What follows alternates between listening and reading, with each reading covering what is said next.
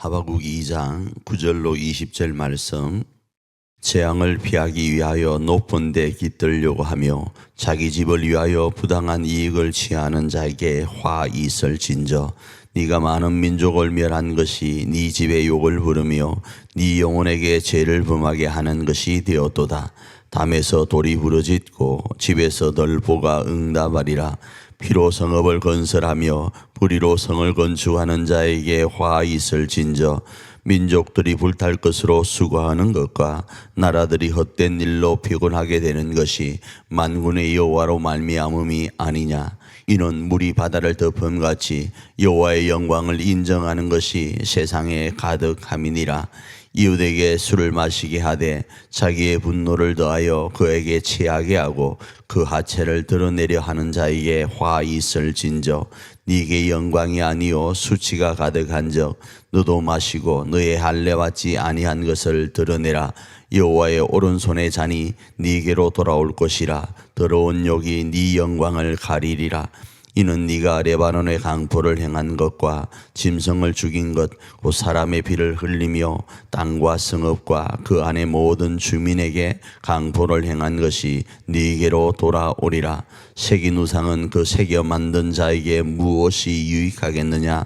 부어 만든 우상은 거짓 스승이라. 만든 자가 이 말하지 못하는 우상을 의지하니 무엇이 유익하겠느냐. 나무에게 깨라 하며 말하지 못하는 돌에게 일어나라 하는 자에게 화 있을진저. 그것이 교훈을 베풀겠느냐. 보라, 이는 금과 은으로 입힌 것인적 그 손에는 생기가 도무지 없느니라. 오직 여호와는 그 성전에 계시니 온 땅은 그 앞에서 잠잠할지어다 하시니라. 하박국 2장 9절로 20절 말씀은 우리가 잘 아는 것처럼 하박국이 하나님 앞에 기도했던 내용 중에 그 내용에 대한 응답적 차원에서 하나님이 말씀하시는 것입니다.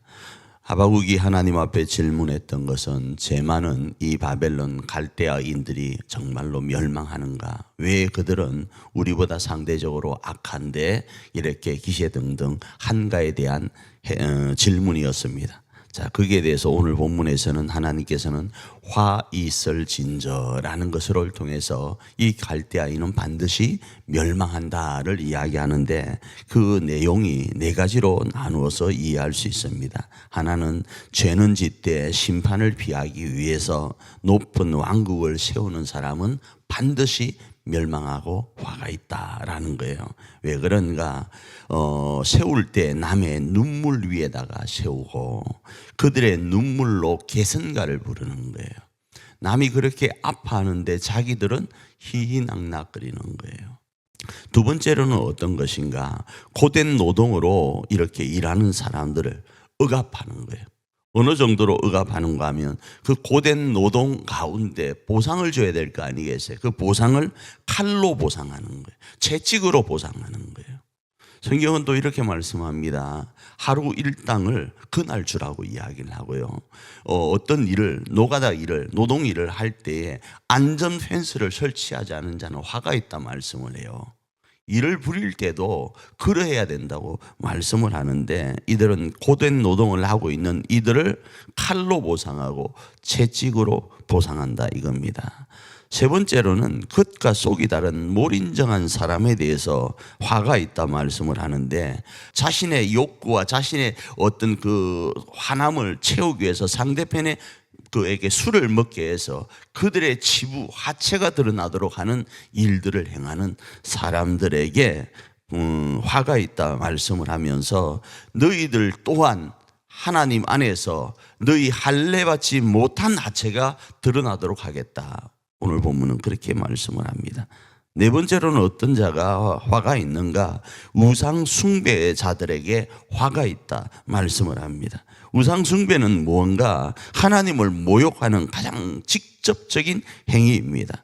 그런데 이 우상들은 어떤 가운데 이들에게 피해를 주는가 하면 그들이 말하지 못하고 응답하지 못하는 우상에게 행하는 그 시간만큼 그 시간적인 피해를 먼저 받게 될 것이라는 거예요.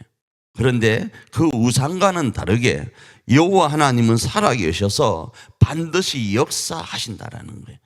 그래서 그 하나님 앞에서 제발 잠잠하라라고 오늘 본문은 이야기를 합니다.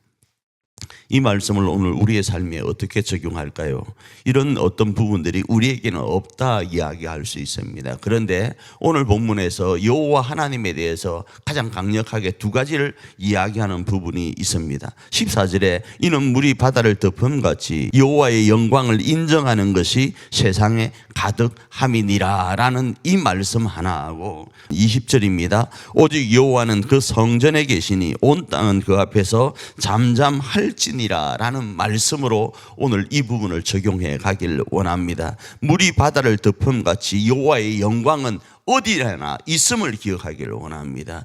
여호와는 성전에 계시다. 이 말은 여호와는 거룩한 자들을 찾으시고 그 거룩한 자들에게 은혜 베푸시길 기뻐하심을 기억하시길 바랍니다. 그래서 이곳에서 하나님의 그 거룩하심을 노래하기를 원하고 저 바깥 세상 가운데서 여호와가 오늘도 몇 시, 몇 초, 몇 순간마다 우리를 불꽃 같은 눈동자로 지켜보고 있음을 기억하고 이 갈대아인들이 지었던 네 가지의 이 죄 가운데 들어가지 않고 하나님의 기쁨과 귀한 통로로 쓰임받기를 원합니다. 그래서 많은 사람들이 때로는 당할 수밖에 없는 애매한 고통 가운데 있지만 그럼에도 그리스도인들은 그들에 대해서 보호자가 되고 그리스도인들은 그들에 대해서 소망을 주는 사람들이구나. 하나님의 메시지를 전하는 사람들이구나. 이것이 우리에게 인생 채찍이 되어서 하나님께로 돌아오게끔 하는 도구이구나, 통로이구나를 깨닫고